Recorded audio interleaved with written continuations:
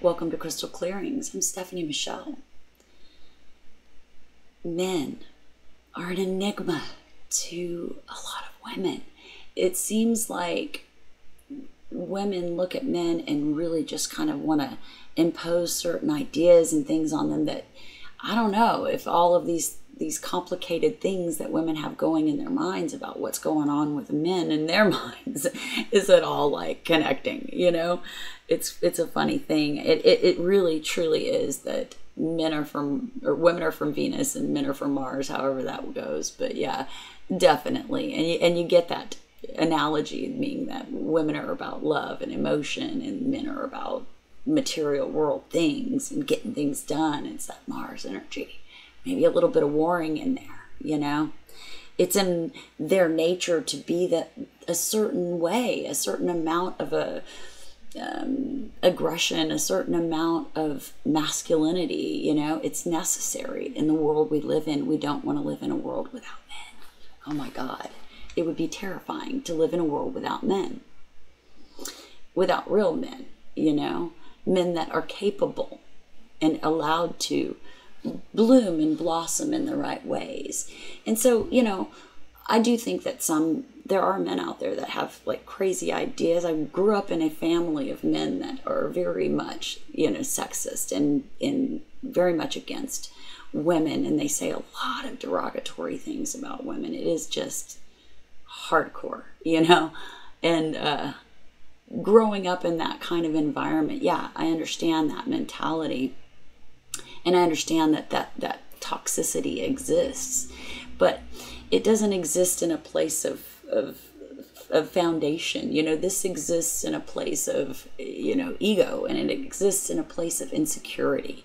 And so it's nothing that I can't contend with very easily, at least as an adult, now that I understand and now that I'm grown and have had experience in dealing with such an extreme form of male toxicity, right? To label men as toxic and to repress them in this way is really, it's not okay, you know? And I don't like the way that people do things and see things these days. It's like, it's okay to do this to one person, but not the other, you know? It's not okay, you know? So, yeah, everybody's got problems. We could sit here and we could talk about female toxicity as well. And boy, I could go all day on that. But there's that breakdown, and I think I just said that men are from Mars and women are from Venus, and that is, you know, just the perfect analogy for it. There's this breakdown in the way, or like language breakdown or something there, you know, like we're not speaking the same language.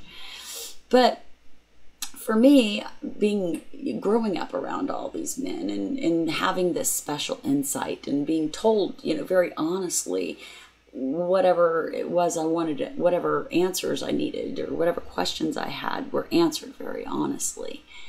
And I feel like men are very simple, not complicated creatures.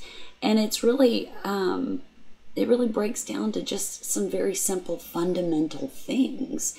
And I feel like the environment in the world that we've created for our men today isn't healthy. And you're finding men that go to like health clubs and fitness facilities in order to try to, you know, keep their physique and to, you know, work on their muscles and everything. And they're on these machines. And it's just like, to me, I can't work out like that. And I don't feel like it's the healthiest of environments, you know, to develop yourself physically, you know? Does that make sense to y'all? But I really think whatever it is, men need that physical outlet. They need to be able to, you know, put that energy into something physical. Men are physical creatures. Women are mental creatures. We think, we do all this, you know, mental, spiritual stuff, and men are working with the physical world, right? And they're very much into that physical world things, right? And so they really have to have some sort of exercise, some sort of, you know, physical outlet in order to be healthy. And I'll tell you, I have had experience with that. I was very much involved with our local judo association. And it was actually kind of, it was created in order to kind of help the boys in the community that were kind of wayward or, you know, kind of going in the wrong direction. And that's why the club was created. And they would bring people in, and you would see how they would transform through their ability to, you know, get physical. You know, if they want to get physical, that's what boys need, you know, at least some, you know, most boys. I mean, there are a few boys out there that aren't like that. And, you know, there's, you know, a certain percentage of our population that isn't going to be that way, and that's okay. But for the ones that need it, for the ones that are, you know, of the other percent of our population, those men need a physical outlease. And they also need creative outleases, and that's something that men are kind of restricted on. It's almost like they're limited very much to, like, you know, getting things done in this physical world experience, and they really need to be encouraged and allowed to express themselves in creative ways, whatever that is that interests them. You know, a lot of men are interested in music and, you know, art and things like that, and they need to be allowed to have that expression and to, you know, do that. And that may be, you know, also a sport or something like that as well, can be a creative expression. But it's that physical and that creative that really needs to be fulfilled for a man to be balanced and to have that energy flow properly in their frequency. You know what I'm saying? Because that energy tends to pool up if they're not, you know, really getting that outlease. And like I was saying with that judo club, the boys, like I said, would really transform. And for my boys, it was important for them to have that outlease. It was so good for them. It was so positive for them. And also it taught them, with the fighting sports in particular, it teaches them how to, you know, fight without being angry, and how to, you know, make a sport out of something that's physical like that without it having to be something that's like a negative thing, right? It kind of eliminates that and kind of evens out that that idea in a young man's mind, right? And then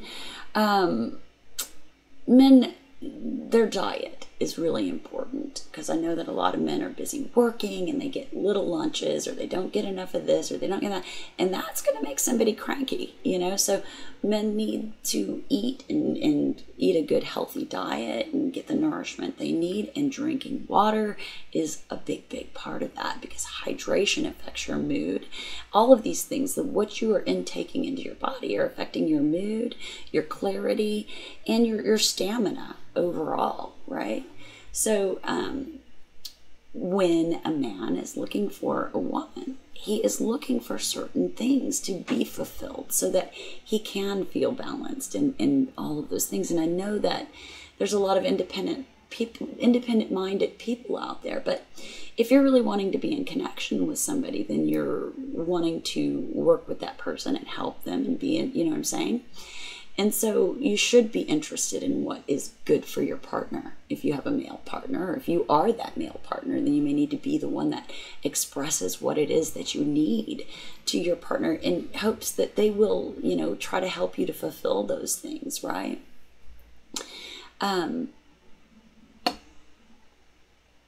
yeah, and so when it comes to this, for women that are interested in understanding men better, you should first understand that men are physically expressive beings, and so they are going to want to express themselves physically, right?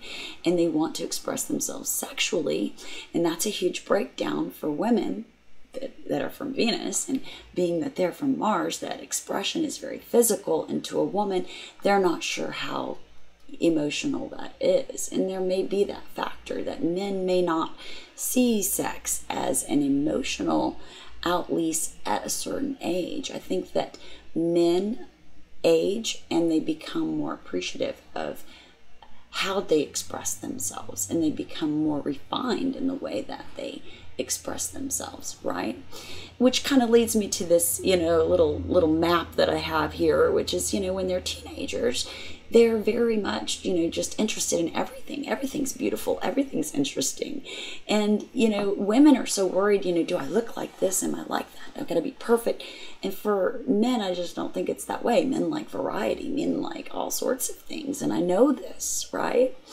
And then when they become young adults, like age 20 to like 35, they start to let's use that word, refine again. And they start to refine that taste, and they start to really kind of decide what it is, and they start to zero in on things that really interest them, something that might interest them for the long term. And a old friend of mine, her father had this saying, and it's so funny, but I feel it's so true. He said, men are like a ripe fruit, and when they're ready to be picked, anybody can come along and pick them. And it's true. So guys, y'all need to watch out for that, because yeah, when you're ready to be picked, you can't just allow yourself to be picked by any old picker, you know? You really need to be discerning about who you allow to pick you and, you know, make you a part of their life, because there's something big about the long-term implications of that. So be careful being the picked fruit when you're ready to be picked, right? But I love that analogy. I hope you do too. But I have seen this over and over again. And that's, I think, why at this age of like 20 to 35, men start to feel, and women too, start to feel like, oh, I'm supposed to be married, right? I'm supposed to be in a relationship. I'm supposed to be, you know, it's these ideas, ideals, concepts, and beliefs that we fall into. We just fall into these things because it's what we do, right? Like, that's what we've always done, right? And so because of that, I think a lot of people fall into this in their 20s and 30s, and then in their 40s or late 30s, they start to realize, oops, I didn't make the right decision here. And, you know, my taste has become more refined now. And I would say that's like age 35 to 45, when you're really become an adult, right? You're no longer a young adult, but you're an adult now from 30 to 45, and you're looking at things with much more discernment, and you know more about what you want and what you like as both sexes, females and males. And that's when divorce happens for a lot of people in their 30s and 40s. That's when you see that divorce rate, you know, happening. And I feel that's because of, you know, people getting married too early, because of the idea that they're supposed to be, you know, married and starting a family. We're supposed to be doing all this stuff, you know, that society tells us we're supposed to be doing, right? So by the age of by the age of 45 to 55, you know, there's a person here that has fully matured, right? And this is somebody that knows what they want. They know what they like. And there is this desire for something more, right? And I really see this in all people of this age, of both sexes, right? And, you know, with that is, oh my gosh, I have a note here I can't even read. Oh my gosh, you guys, I should have been a doctor. Anyway, I can't read a dozer and a calm. So if you know what that means, that is definitely so badly written. But in that age of 45 to 55, I think people start to look for more truth in relationship, whatever relationships they may be, you know, friendships as well as sexual or love relationships, family connections. People start to look for something more true, something genuine, something that they can feel a true connection in. And I feel like that is true with both sexes, more so coming to light in the ages of 45 to 55 for men, because women are a little bit, you know, they're coming along a lot sooner on that desire for something, you know, long term and in that kind of way, right? And then as people mature and we're moving into the age of 55 plus is like, you know, I'm not interested in any bullshit. You know, people at age 55 plus are really wanting true companionship. Companionship becomes the focus. You know, who can I enjoy being with? Where can I spend my time where I feel appreciated and, you know, can have some enjoyment with another human being? And family also starts to become super important at that time, because a lot of people start to become grandparents, and this new element of their lives start to open up. And so there's that element there where there's that connection that becomes so important, right? And then I found that looking at people at like 75 and older, you know, they start to come up on a period of wisdom. You know, it's like you know, the aging of a fine wine. You know, it's like they mature to such a level that they start to actually enjoy life. And, you know, I've watched this with a Capricorn. I'm not going to name any names, but a Capricorn that I know that was very much, you know, one of those types. And there's still those elements of Capricorn that definitely are there, but there's also this element of letting go and just wanting to enjoy and just wanting to love and be loved and have that connection. And that's beautiful. And I see that so much in this, you know, older 75 plus, you know, and I think that it's just, you know, a developmental stage where you start to become the wizened sage, right? And you start to appreciate the meaning of life and understand it, you know, for some people. And I do think that our more recent generations are kind of, you know, moving forward and understanding the meaning of life, but I don't know if you'll appreciate it the way that you know, when you're younger, the way that you will when you get older. So there's that element. And so men are, you know, like women, you know, we age in stages, and that desire for connection evolves and is refined as we age.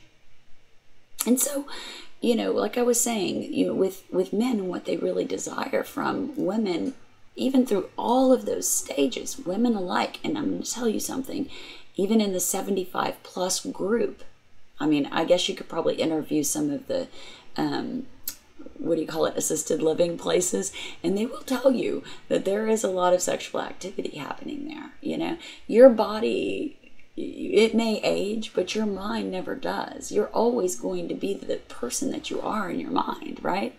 And so these people are still very much interested in sex. So sex is always on the table.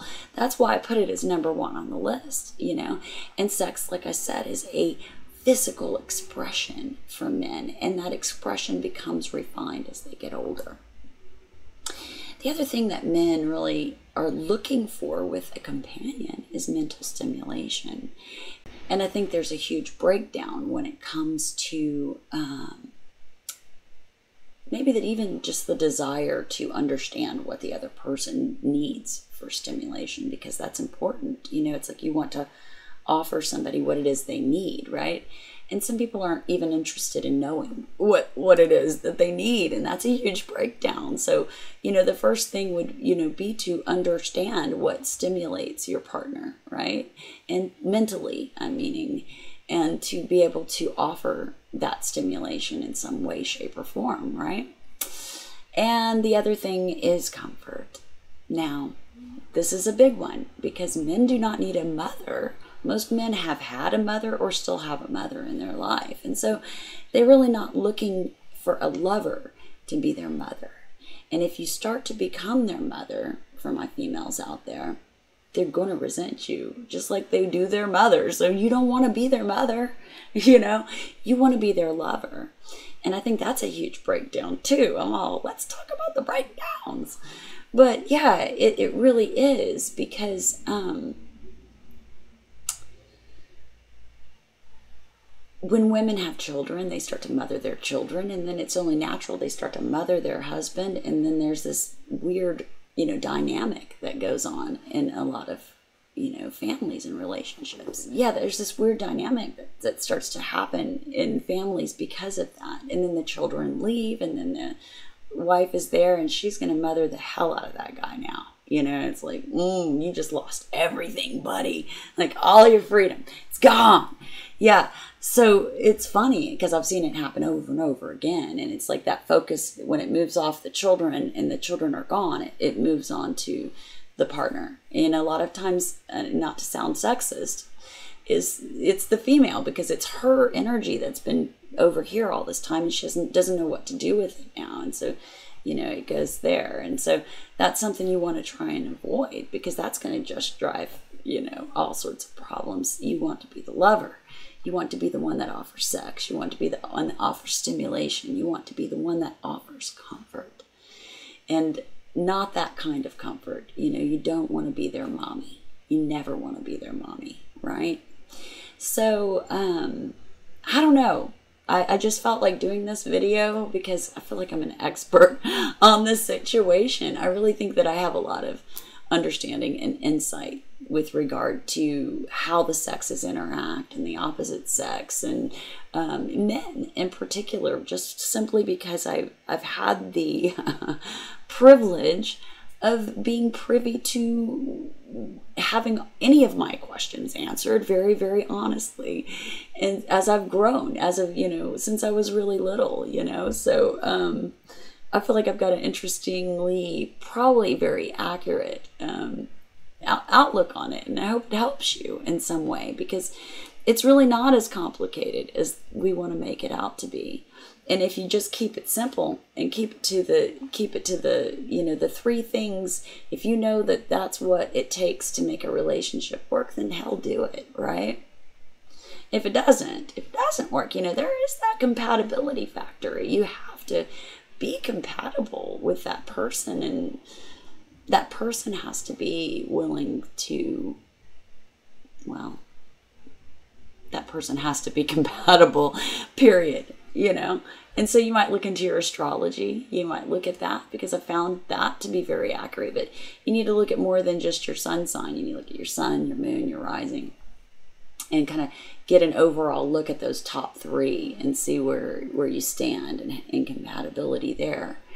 But yeah, it's not as complicated as everybody wants to make it out to be. But being in an incompatible relationship is.